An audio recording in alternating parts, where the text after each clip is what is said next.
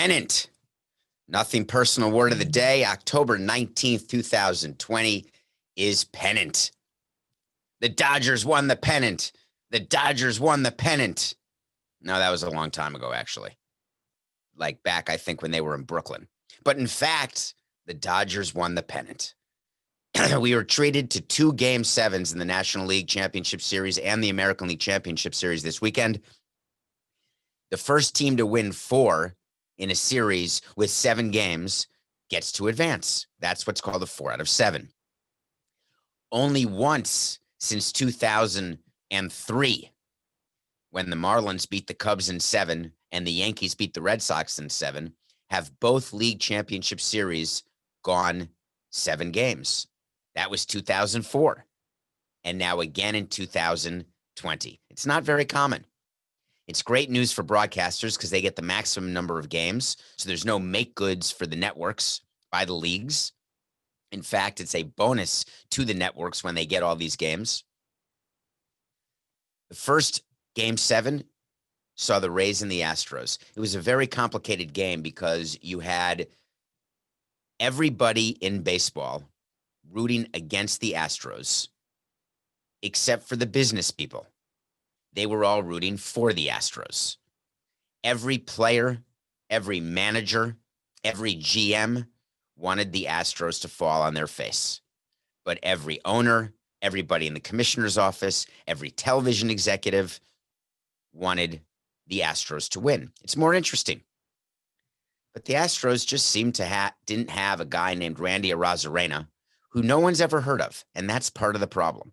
He's a good player. He's fine. Decent, unexpected, a playoff hero that every year seems to emerge.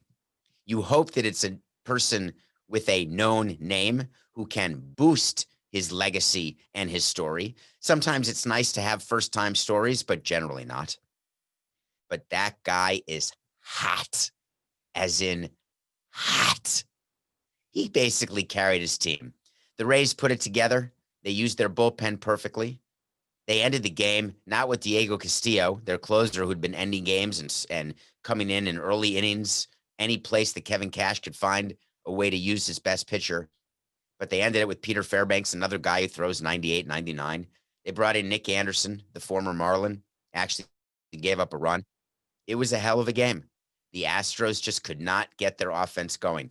Altuve had a great season, had a great postseason, a great series. Everyone thought that Altuve, without the buzzer, without stealing signs, that he was an actual 219 hitter, not realizing that over 60 games, you cannot look at the stats. But in the postseason, he was a clutch player. Offensively, boy, did he struggle defensively. So many great storylines with the Astros, but now they're done. So the American League has the Rays going to the World Series, and the question to be asked is, how do you then match up the Rays in the National League in order to try to generate at least a modicum of TV interest, given that ratings are down across all sports? We've got to figure out how to get the West Coast involved, how to get a bigger market involved. They go to last night, Sunday night, October 18th, and everybody is praying for the Dodgers to win.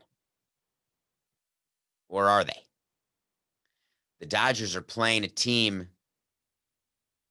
Do you remember America's team? Did you grow up, Coco, with Turner as the superstation, or did it not exist after you were born? Turner used to be a superstation where before there was a DirecTV and the extra innings package and MLB.com, there were certain teams that you could watch in your home state. So, for example, if you lived in New York, you could only see Yankees and Mets games, and you could see Atlanta Braves games, because the Braves would be shown on this TBS superstation around the country. And so Braves had fans everywhere. South, before the Marlins were around, or the Tampa Bay Rays, there was a superstation, so they're all Braves fans. But once everybody could watch any team he, she, or they wanted at any time, then the superstation sort of disappeared. It turned into a movie, some original programming, movies, and some live sports, like TBS showed some playoffs, etc. But at the end of the day, the Braves are not really a national draw, as opposed to the Dodgers. The Dodgers are a team, big market, big revenue, big stars. Magic Johnson tweeting about them. Mookie Betts from the Boston Red Sox traded to them and then signed to a 12-year deal. The superstar GM comes from the Rays and goes to the Dodgers. We'll talk about that later. Dodgers with the huge market in LA. It was critical for the Dodgers to beat the Braves last night. And coming out of the series where they were down 3-1, by the way, the Rays were up 3-0. The Astros caught them to 3-3 and then won game 7, but I digress. The Braves were up 2-0 and 3-1. You need 4 games. The Dodgers went on a 3-game winning streak just in time. They had a pinch hit home run by an old player of the Marlins. This guy, Kike Hernandez, I don't know if you watch him. His name is actually Enrique Hernandez. He calls himself Kike Hernandez. We had him for a hot minute in Florida, and we traded him to the Dodgers. We traded him and Austin Barnes and Chris Hatcher and Andrew Heaney, who the Dodgers then traded to the Angels the next day, all to get Dan Herron and D. Gordon. And the reason why we had to trade all these players is we needed the Dodgers to pay Dan Herron's salary in full and to make the money even with what D. Gordon was making versus who we were trading, because we couldn't afford to take on any money back ever. And that's an example of what you can do if you're smart and you have money. And that's what makes the Dodgers such an interesting team and why they've had so much success under Andrew Friedman, their president of baseball operations. That's 8 straight division championships. They're about to go to their 3rd World Series? They've lost 2 World Series under Friedman. They lost to the Astros. Did they lose to the Nats last year? Now I'm blanking. Coca. Can you imagine? I never remember who finishes in second place. They lost to the Red Sox. Who else did they lose to? Oh, the Astros lost to the Nationals. Fair enough. And then they lost another time. I think they're 0-2 in World Series under Friedman, or is this only their second one? I can't believe. Listen, it's Monday. I was at CBS Sports HQ in studio, by the way. Quarantine's over. Was inside a studio for the first time since March 15th. It was very strange. I was a little nervous. I wore a mask the whole time, except when I was eating a sandwich at 11:30 at night. And then you go to the studio and you're 6 feet apart from the anchor, but still they wiped it off after Jonathan Jones was there. Is that who was there, Coca, right before me, the NFL analyst for CBS Sports HQ? I was watching him be an analyst, and then he leaves. They wipe everything off. I have my own earpiece, but I have to take a camera and a microphone, and I didn't take wipes. They didn't wipe off the camera and the microphone, but I think they did before I saw it. But it was really nice to be in studio with an anchor because you can really sort of talk about with your eyes when you want to say another thing or when you want to follow up. And there was a conversation about Kike Hernandez and the fact that he hit a pinch hit home run, which, by the way, is super hard. A 7th inning or a 6th inning pinch hit home run, not easy to do. Why is that noteworthy? Because Kike Hernandez is sort of when we had him, he's a red ass. And I didn't say that on HQ, but I'll say it on Nothing Personal. What that means is that he has an edge to him. Very, very much wants to win, very much into the game, can play any position. He wants to be a star. He is a role player, but he acts like a star. And if you have a couple of those players on your team, it's actually okay for chemistry. If you have too many Kike Hernandezes, you're never going to win because they would literally implode under the weight of their own delusional expectations. But he's a perfectly interesting player to have on a winning team. He can't be the central guy of a winning team, but he's a complementary piece. But what makes it nice is when you are the Marlins, you are perfectly fine trading a Kike Hernandez because he's not going to be a difference maker for your team. And the Dodgers are very happy to trade for a Kike Hernandez because there is a chance that he can be a piece. And when you're the Dodgers and with that payroll, you can afford a piece. In that trade, the Dodgers asked for Austin Barnes, who was a catcher. We already had a catcher. We weren't focused on keeping him as a catcher. We were told by our baseball guys that he was going to be a major league catcher. We didn't want to include him. The owners of the Dodgers call up Jeffrey, our owner, speak to me. I spoke to Andrew Friedman as well.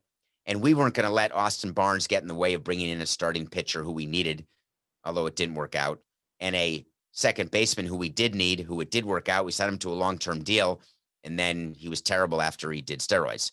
But all of that said, that is what is the exact word that I want to use? That is the leverage that a team like the Dodgers uses. And if they use it correctly, they're going to be a successful franchise. They have money that they can use to bully teams just like the Marlins, and they have been doing it all over baseball. What's interesting about the Dodgers is that they pretend they have this small revenue, small market mentality because they hired Andrew Friedman. By the way, paid him 8 figures a year to do this. I'm not jealous. I'm just saying that's what he's getting paid, $10 million minimum. What is interesting is that what they do is they'll call a team like us, the old Marlins, and they'll say, hey, we want some of your international bonus slot money because we know that you're not budgeting to use all of your $5.6 million because you can't afford it, but you can trade it to us and then we can use more than our $5.6 million. And in return, we'll give you an arm, like a bullpen arm, and we'll pay his salary. So for us, we're trading away a player who we're never going to have because we don't have the money to budget to use the slot money. And we're getting a player to use in the big leagues who can be paid by another team and help us that current year. What does that do? That makes the Dodgers farm system better. It makes the Marlins farm system worse. The Dodgers are throwing their money around and the Marlins are happy to take it.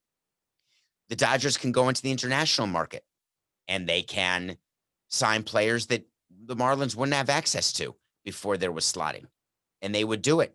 And if they made a mistake, no problem. We couldn't sign a guy to $40 million and then make a mistake. We were in the market. We had lunch and we're in the market to sign Cespedes when he first came out.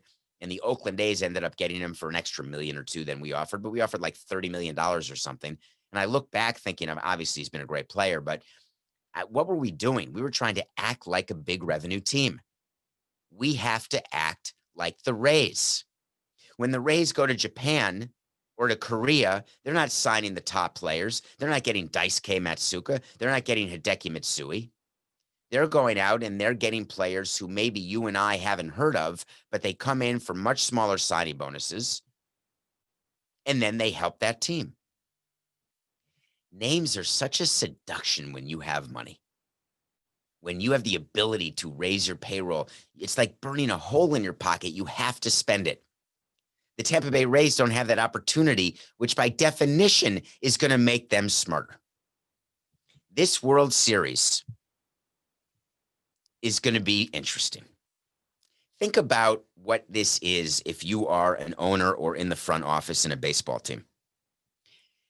You've got a team whose prorated salaries this season, 60 games, remember, was $28.3 million. That's their whole team. Now, that was for 60 games, 60 out of 162. So multiply that by 2.5. So their payroll would be in the $70 to $80 million range. Now look at the Dodgers.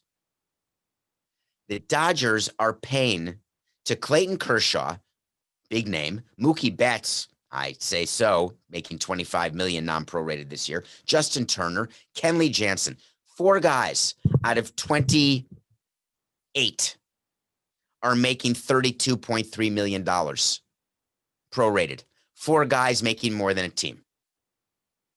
How do the Rays deserve to be on the same field as the Dodgers? How can it be?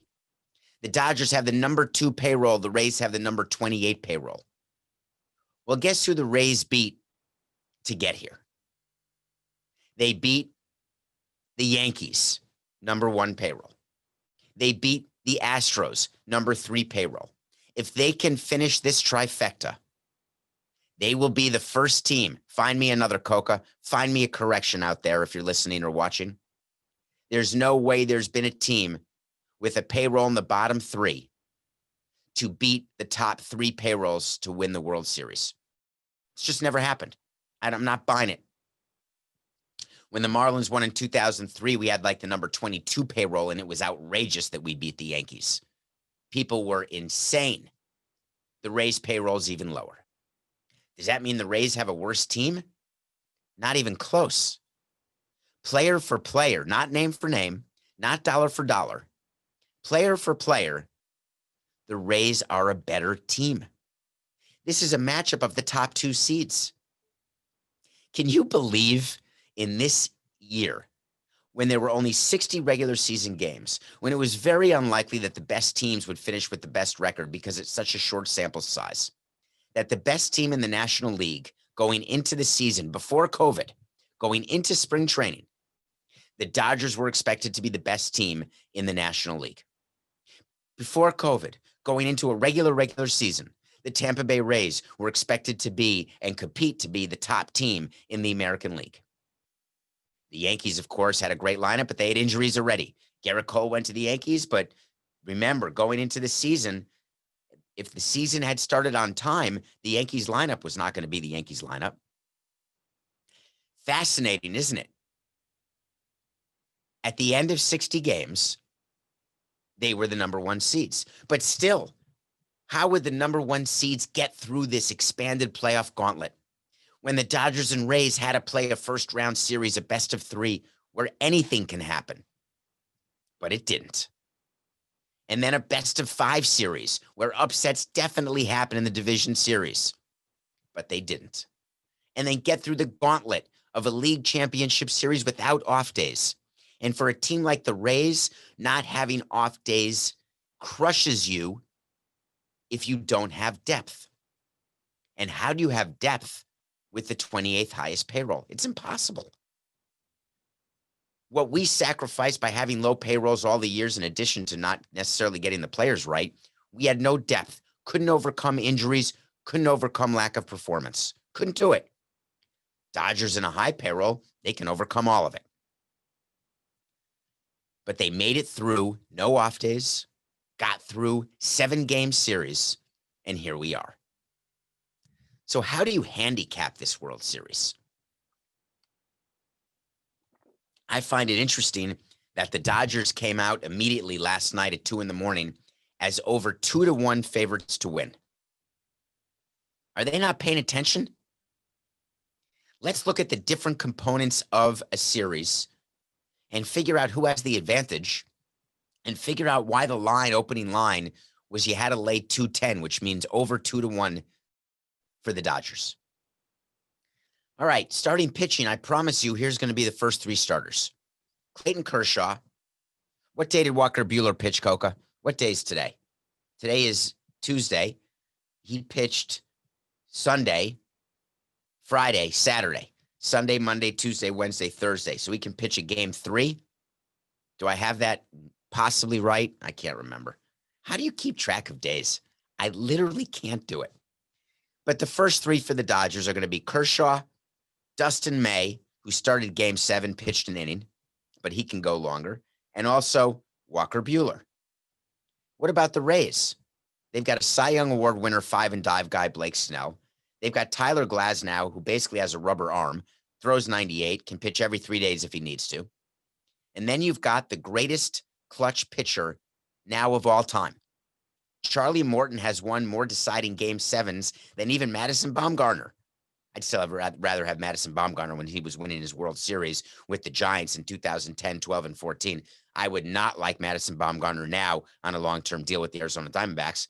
But Charlie Morton has put himself in the conversation, the former Astros pitcher, signed by a huge free agent deal by the Tampa Bay Rays. It was gargantuan, like 2 years, $20 million. That's considered a big deal when you're the Tampa Bay Rays. Who's got the advantage? Would you rather have Snell, Glasnow, and Morton, or Kershaw, great name, Hall of Famer, Buehler, and May? Advantage Rays. All right, what about the bullpen? Julio Urias went 3 innings to get the save in game 7. Outstanding work. Everyone's saying Dave Roberts did a great thing by not bringing in Kenley Jansen. Let Urias finish the game. Well, Jansen had worked 2 games in a row. He had never worked 3 days in a row. He's been effective the last 2 games, but prior to that, he was ineffective. Didn't know whether he was the closer. Their bullpen with Joe Kelly and Pedro Baez, meh. It's meh.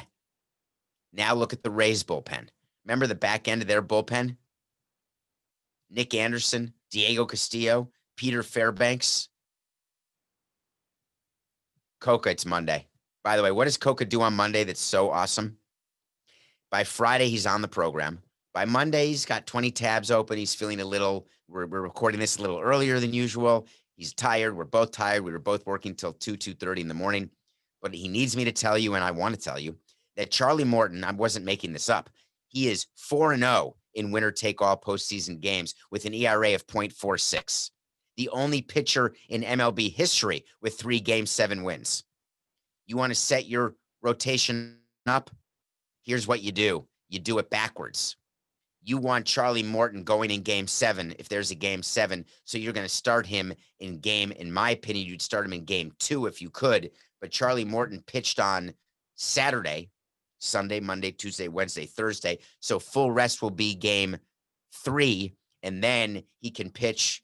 What day did I say, Coca? Here we go. I'm going to do it again. Here's the math. If he pitched on Saturday, you take Sunday, Monday, Tuesday, Wednesday off. You can pitch Thursday. That's Game 3. Friday, Saturday, Sunday, Monday, Tuesday. Is Tuesday Game 7? October 28th is Game 7, which is Wednesday. So he could pitch Game 3 is Friday, Saturday, Sunday, Monday, Tuesday, Wednesday. He's going to pitch Game 3 and Game 7. There's no game Thursday. I forgot there's off days. You got it, Coca. So I'm right. You want to pitch him in Game 3 and in Game 7. All right. Did I just confuse you? We're talking about Charlie Morton, the pitcher for the Rays, as the Rays set up their rotation. When you're setting up a rotation for a series, you want to plan not just for the first 3 games, but also for the last 4 games. And you do that all at once. The point is the Rays have a stronger starting rotation. Then we were talking about the bullpen, Coca. Everybody out of the Tampa bullpen. Remember when Kevin Cash said we have a stable of guys who throw 98 when he was fighting with the Yankees? Well, they do. Bullpen advantage is clearly with the Rays. What about defense? Mookie Betts had the best defensive series I've seen in my career in the National League Championship Series against the Braves. He robs home runs. I was going to do some sort of metaphor. He robs home runs like Bonnie and Clyde rob banks. And that's just horrific. How stupid is that? Bonnie and Clyde, you got that, Coca? The movie? Bonnie, Clyde, robbers? Yeah, whatever. Mookie Betts, great defensively. But as a team, the Rays are far superior defensively all over the field. I don't think they have a defender like Betts, but their outfield has 3 center fielders. I'm a little worried about Kiermaier's hand. He got hit by a pitch. But at the end of the day, the advantage on defense goes to the Rays.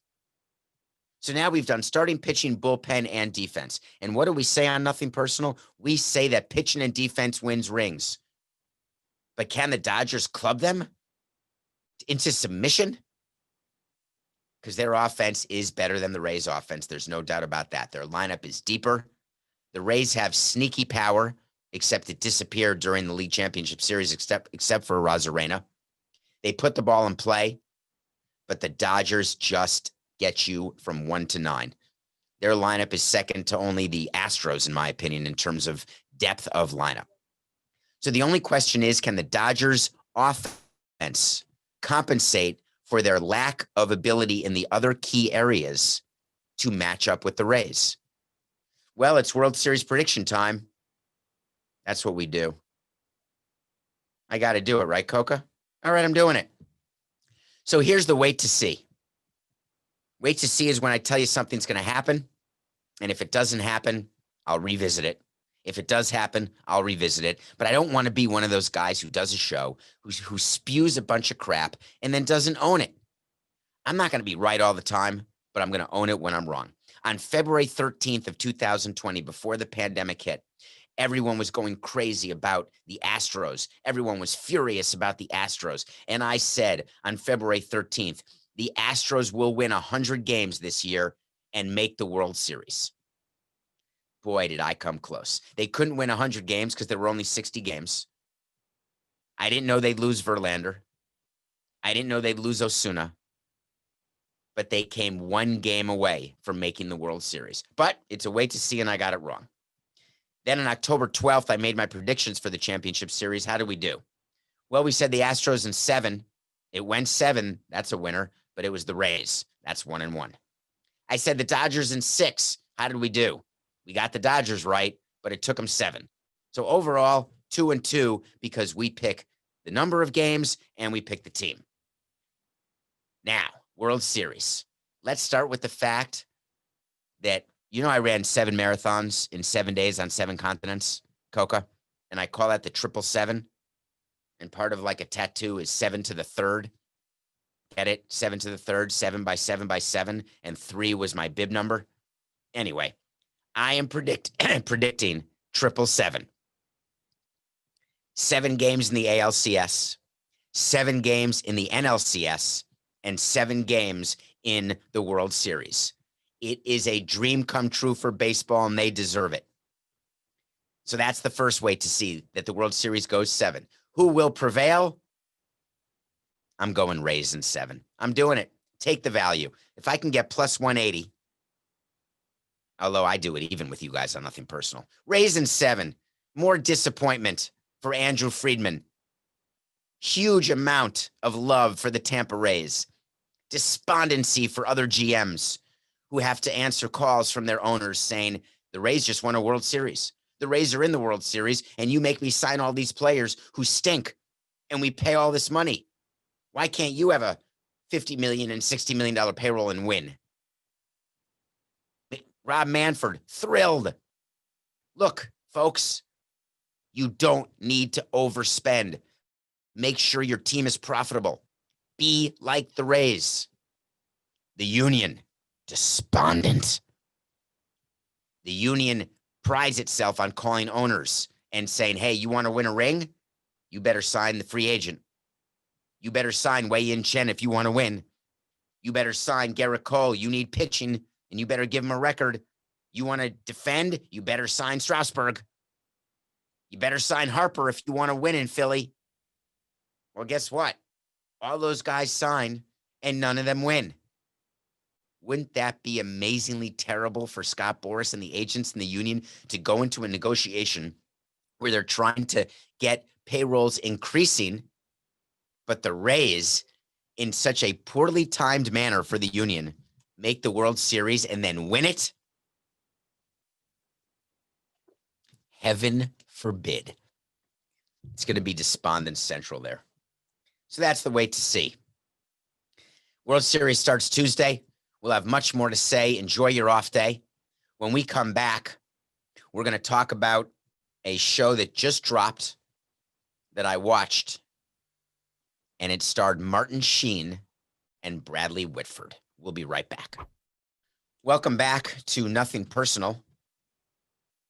Thank you for tuning in. If you're watching this on YouTube, thank you. Please go to Nothing Personal with David Samson. If you can find it, that's the name of the channel, I think, Coke. Is that still the name of the channel? I think it is. Just hit subscribe.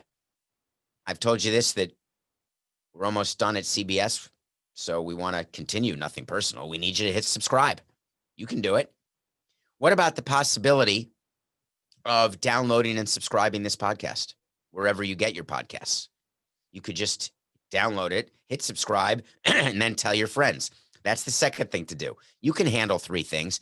Coke always says, just say 1 thing per show, but I think you can handle 3 things. The third thing is go to Apple. Please rate and review. Get into my Instagram or Twitter, ask questions. Write a review on Apple, ask a question.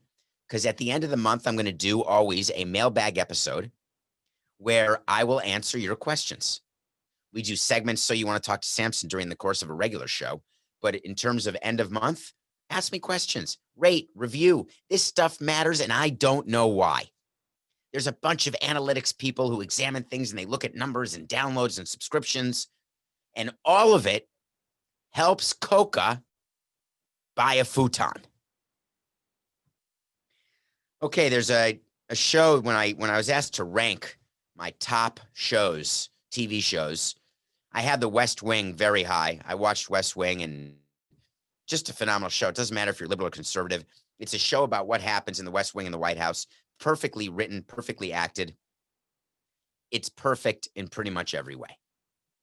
So the West Wing went off the air many years ago. I'd say it was on from 1999 to 2006. They've been very outspoken this year the actors who were in it trying to get people to vote. So they did a special on a new streaming service called HBO Max. So I spent the money. I have a 7-day trial, but by the way, 7-day trials or 30-day trials are the single biggest scam of all time.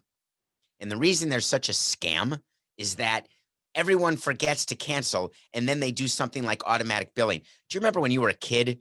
When I was a kid, there was something called Columbia Records. They would do a TV show, an ad, when you were watching TV, when your mom didn't let you watch TV. And if you called a phone number, you could have albums sent to your door, compact discs of music sent to your home in the mail. It was Netflix before there was Netflix. You know, Netflix used to be where you paid an amount of money per month to get 3 compact discs of movies sent to you, and you had a queue. Is that in your queue? What's in your queue? Because you couldn't go deep in your queue until you sent back a movie back in the mail. So if you lost the disc, you had to end up buying it for like $13.99. And if you watched the movie and sent it back, then they'd send you another one back. You're next on your queue. It's crazy the way Netflix has changed. But that's what Columbia was. They'd send you music and you paid, and every month you got to choose 3 new albums. And it was free for the first 2 albums, and then you had to pay.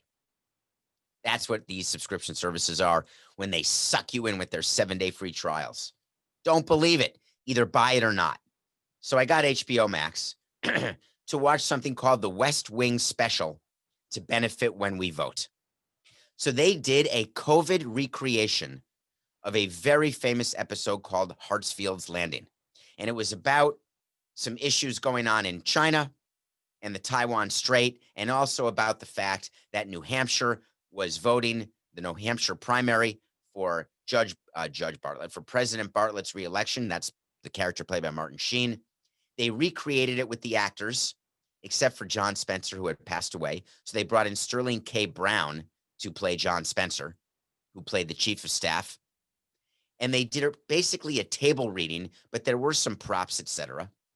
And then in between scenes, they had guest stars like Obama, like Michelle Obama, like Bill Clinton, like Samuel Jackson.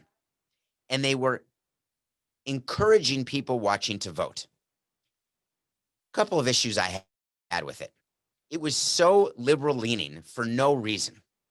I understand that Aaron Sorkin is liberal, Democratic. I'm fine. It doesn't matter if you're Democratic or Republican.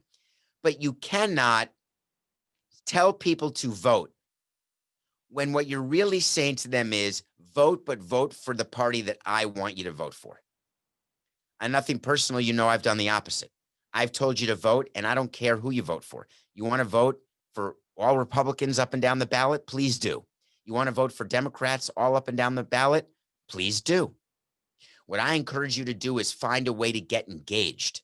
For our democracy to work, you have to get engaged. West Wing lost an opportunity. They were trying to engage people to vote, but they were only engaging people who they felt would vote Democrat. And I thought that hurt their case because it made it so obvious that it was a politicized show. Now, I love to see the West Wing. They did an amazing job. Seeing the characters felt like putting on an old pair of pajamas. It felt like going back to your summer camp. It just felt right. But I was disappointed that they would litter it with those distractions that aren't necessary. Get the word out to vote. West Wing, it's worth seeing. If you're a West Wing fan, even if you're not, it's important to look at a show that really can give you an indication of what politics could be versus what they've turned into. West Wing special to benefit when we vote. It's worth it. Okay. You knew I'd get to this today. There was never a doubt, right? I've been thinking all day and all night how to deal with this subject because there's different ways I can go. I can go scorched earth. I can go truth. Michael Hill, the president of baseball operations, who I worked with from 2003 to 2017 in capacities as an assistant general manager, a general manager, and then a president of baseball operations, was let go by the Miami Marlins and Derek Jeter yesterday. trying to hide the news when there's a game 7 going on. Can't hide from nothing personal. Mike Hill is one of the 2 black heads of a baseball operation, Kenny Williams in Chicago being the other. Mike Hill has a World Series ring from 2003. Mike Hill was with the Marlins for 18 seasons. 19 seasons. I was there for 16 seasons, and he was there for 18, 19, and 20. So 19 seasons, but I was there an extra season because I started in 2002. So 18 seasons with the Marlins. What Derek Jeter said is both shameful and a lie. And I'm going to tell you exactly why. But before I do, I need you to understand something. I know that you believe that I'll find any reason to criticize Derek Jeter because you think I have a personal vendetta against him. You're wrong. I got Derek Jeter. He's my hero. I got Derek Jeter to convince Bruce Sherman to buy the Marlins from Jeffrey Loria for an enterprise value of $1.2 billion. Derek Jeter is my hero. Bruce Sherman is my hero. I have no hate for them at all. I would never use such a strong word. I have no respect for him as an executive. I have great respect for him as a Hall of Fame player. He was a terrible negotiator. He's a terrible president of a team. He's bad at his job. He doesn't know how to negotiate. All he has is a Hall of Fame resume as a shortstop. But what he also has is the belief that he can do the job that Mike Hill did, and he can do the job that I did. He tried to hire another president of business operations, fired him. I knew he was going to fire me. Remember when he did, I had to teach him how to fire me. He didn't even know how to do it. He had never done it. He had to learn. I taught him. The problem with getting rid of Mike Hill is that Derek Jeter has the belief that everything that's gone right with the Marlins since we left. Now, listen, you can acknowledge, I'll acknowledge, we won in 2003. We didn't play 500 baseball after that. We had phenomenal drafts.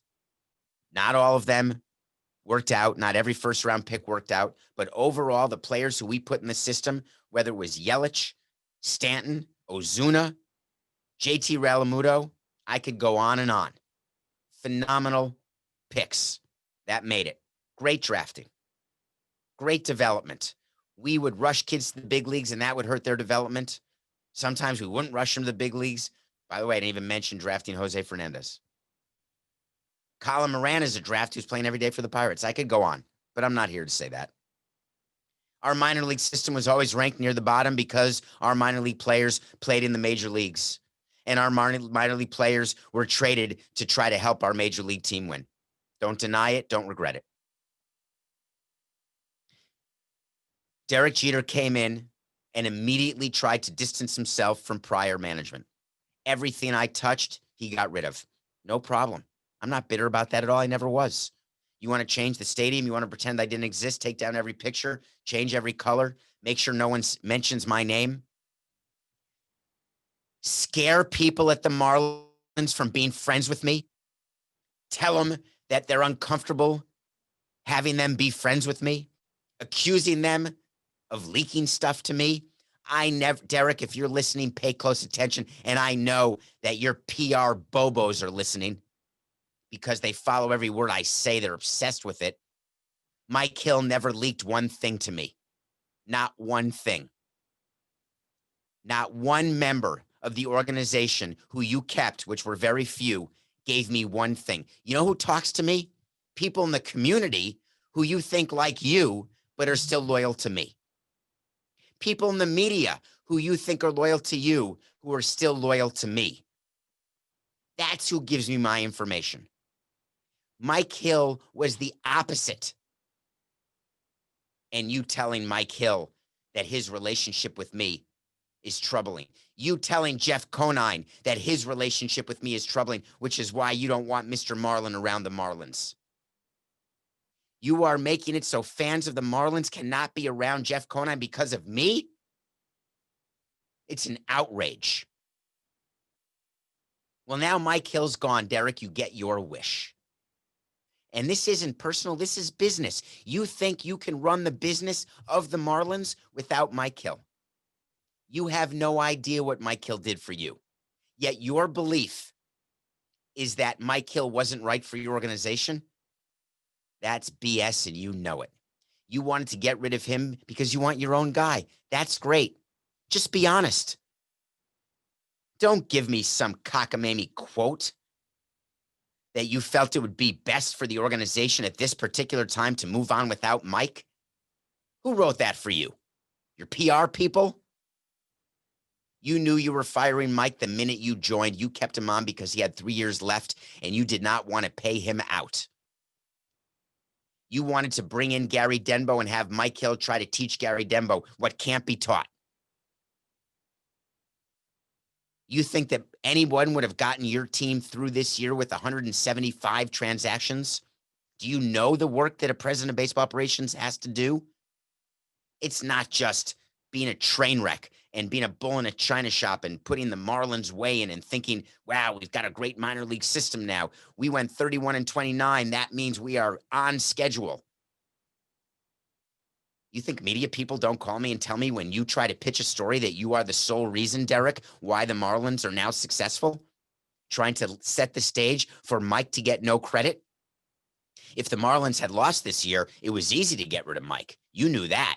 But when they started winning, you had a problem because he could even win Executive of the Year. Trust me, I fired a Manager of the Year. That may stay with you for a bit. We are going to find out once and for all whether or not your system works, Derek. Will you get a naming rights deal? Will you get a TV deal? Will your baseball team excel over a 162-game season? Will you draw fans? Will you continue to develop on the minor league players? I don't care about minor league championships. I don't care about a number one ranked farm system. I would always judge the firings that we did of managers and GMs by whether or not they got jobs again and how quickly. Pitching coaches still working around baseball. Managers still working around baseball. Some yes, some no. Joe Girardi went on to have a great career. I was wrong about Joe Girardi. In 2006, he was unmanageable. Now he's gone on, he's won a World Series, and he's managed ever since.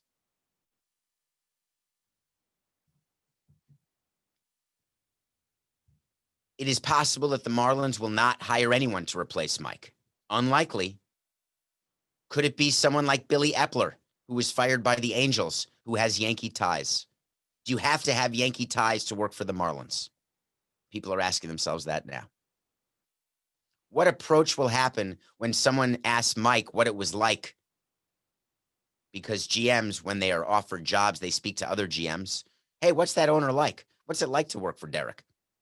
There was always a big misconception. If you ask people who worked for me, for Jeffrey, they will tell you that what you hear from the outside is that it was a nightmare. But when you speak to people who did it, fair, honest, generous to the point of night sweats. Involved, sometimes difficult. They don't sleep a lot, but they're communicative, and you can convince them to do something you want to do if you're going to be right. That's the scouting report I'm working for me and working for our owner. Do you know what the scouting report is for working for Derek? Total lack of inclusion. The belief that everything that happens, he gets the credit for, even though he doesn't do any of it. The feeling that because he was such a good shortstop that he can run a business. The feeling that when he walks in a room, people are going to genuflect and start handing over money, or that players will all want to play there. None of that turns out to be true.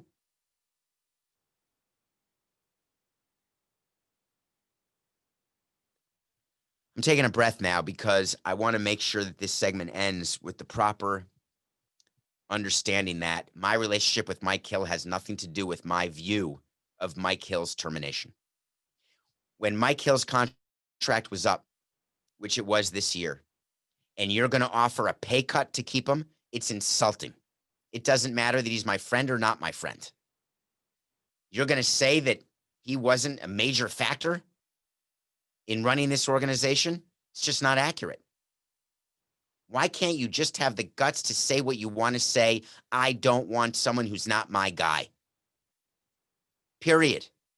If you're not a Yankee or you're not someone who is a sycophant, then you can't work for me. What's the problem with that?